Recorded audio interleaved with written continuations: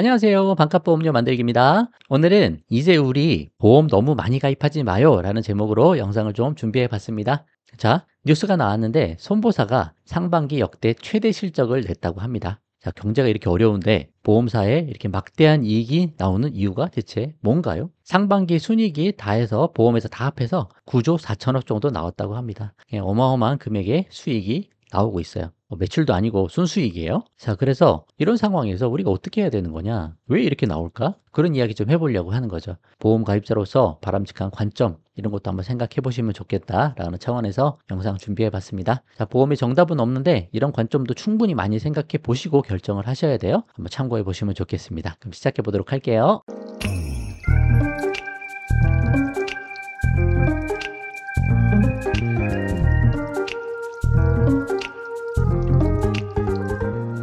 자, 얼마 전에 이런 뉴스가 나왔습니다. 보험사 전체 합해서 상반기 순이익이 9조 4천억. 이 어마어마한 금액이 나오게 됐죠. 손보사는 특히 실적이 많이 나온 것 같습니다. 역대 최대다. 관련 뉴스들 여러 가지 많이 나왔어요. 자, 보험사 상반기 순이익 9조 4천억 원, 손보사 실적 역대 최대 이렇게 나왔죠. 생보사는 좀 줄었는데 손보사가 너무 잘 팔리고 있는 것 같습니다. 생명보험사는 실적이 줄었지만 손보사는 역대 최대 실적을 냈다라고 하죠. 자, 상반기에 9조 4천억이 났는데 보시면 이건 작년 거예요. 2023년. 2023년 한 해 합하니까 13조 3,500억 정도 나왔거든요. 근데 지금 올해 절반밖에 안 했는데 9조가 나왔어요. 요대로 하반기에도 나온다 그러면 18조, 19조 정도 나오겠죠? 그러면 13조보다 더 뛰어넘습니다. 올해는. 작년보다도 또 역대급 실적이 또 나와요. 2022년 9조, 2023년 13조, 2024년은 한 19조 정도 순이익이 나올 걸로 이 정도 추이면 그렇게 될 걸로 생각할 수가 있겠죠. 자, 보험 가입하지 않은 사람이 없잖아요. 근데 어떻게 해서 수익을 이렇게 많이 내는 거죠? 그런 거 우리가 생각을 좀 해봐야 됩니다. 누가 돈을 많이 주겠어요? 보험 가입자가 돈을 낸 거죠, 대부분은. 그런 거 좀 설명해 보도록 하겠습니다. 자, 왜 이렇게 큰 수익을 올리나? 결국 많은 보험이 판매되는 거죠. 판매 자금 받아서 그걸로 운용하는 것도 있겠지만 기본적으로 많이 판매가 되니까 그런 거예요. 왜 이렇게 보험을 많이 가입하지? 보험 가입하지 않은 사람이 거의 없는데? 근데 방법이 뭐냐? 새로운 특약이 계속 나오는 겁니다. 새로운 특약 나왔어. 이거 너무너무 좋아. 통합 암 진단비 너무 좋아. 암 주요 치료비 너무너무 좋아. 전부 다 그냥 유튜브 보면 그런 내용 다 나오죠, 요즘에. 그래서 이 상품 나왔는데 이 상품보다 더 좋은 게 요게 나왔어요. 이 보험사는 뭐가 조금 문제가 있으니까 요 회사의 이 상품이 좋아요. 그럼 또 다른 회사는 또 다른 상품을 또 내죠. 요거 좀 보강해서 또 내요. 그럼 어떻게 하는 거예요? 자꾸 갈아태우는 거예요. 그래서 신계약이 나와야 보험회사는 돈을 버는 구조입니다. 그죠? 자꾸 새로운 걸 만들어내면서 사람들을 갈아태우는 거죠. 그래서 보험사가 돈을 벌고 그렇게 되는 구조다라고 생각이 됩니다. 또 수익 올리는 가장 좋은 방법이 뭐예요? 보험료는 받는데 보험금 지급은 안 하는 거죠. 예를 들어 20년 납했어요. 그리고 30살에서 50살까지 보험료를 다 냈어요. 그럼 보험회사는 이제 뭐예요? 보험료는 다 받았고 이제 지급할 일만 남았네. 그렇게 기다리고 있는데 가입자가 해지를 딱 해버립니다. 그럼 얼마나 좋아요? 받을 거 다 받았는데 주려고 기다리고 있는데 해지를 해버리네. 그죠?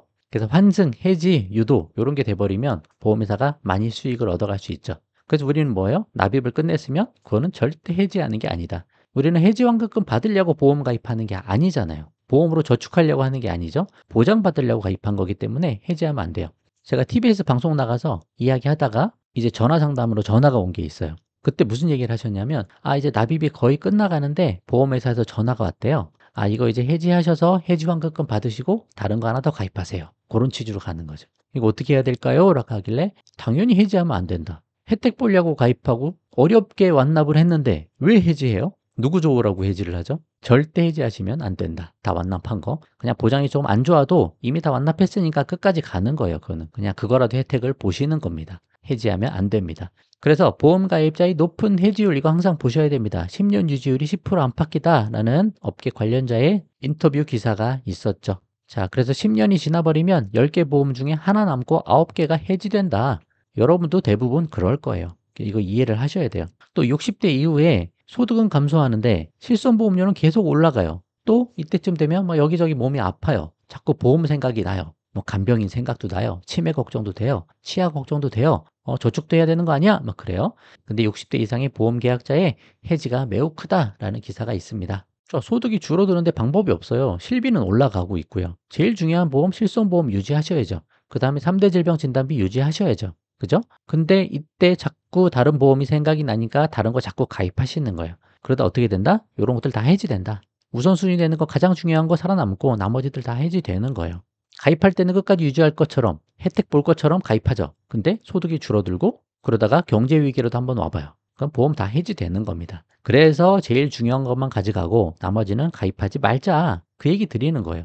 자, 얼마 전에도 한번 보여드렸는데 보험계는 60대 급증한다. 그런 뉴스였죠. 은퇴 가장들이 생활비 마련하려고. 그렇죠. 생활비 써야 되니까. 소득이 줄어드니까 보험이라도 해지하는 겁니다. 또 보험료 부담으로 보험계약을 해지하는 보험계약제 중에 약 8%, 그 해지하는 사람 중에 8%는 연체 등 가정경제에 어려움을 겪는 것으로 나타났다. 얼마나 어려우면 보험료를 연체를 하겠어요. 그 정도 비중이 한 10% 가까이 된다는 얘기죠.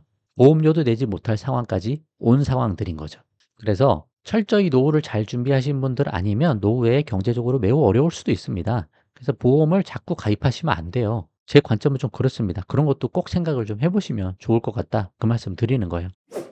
자, 그래서 우리는 어떻게 해야 하나?